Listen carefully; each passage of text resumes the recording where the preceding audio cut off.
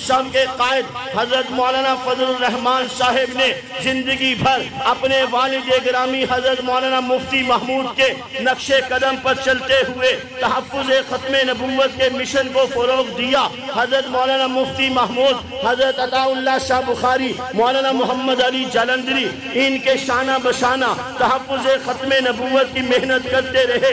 1974 میں شیخ بنوری کے ساتھ محنت کرتے رہے۔ وہ اپنا کام کر کے اپنی ڈیوٹی دے کے من المؤمنین رجال صدقوا ما عاہدوا اللہ علیہ فمنہم من قضى نحبہ ومنہم من ينتظر، وہ اپنا کام کر کے اللہ کے ہاں سرخرو ہوئے۔ پھر انہوں نے یہ کام، شیخ بنوری نے یہ کام خواجہ خان محمد کو دیا، مفتی محمود نے یہ کام فضل الرحمان کو دیا۔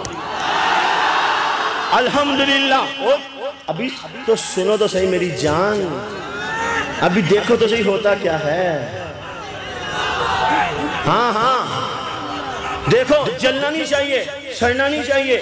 جس کو اللہ پاک عزت دے اس کو اللہ پاک عزت دے رہے ہیں۔ آپ اور میں کون ہوتے ہیں روکنے والے؟ سمجھ آ رہی ہے نا بات؟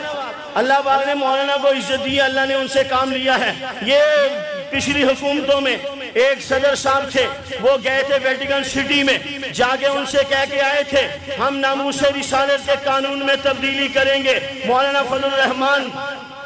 فضل الرحمان سفر حرمین شریفین پر تھے، روضہ اطہر پر پیش ہوئے اور وہاں پر جا کے کہا دنیا آپ کی ناموس کے قانون کو بدلنے کے لیے تیار کھڑی ہے۔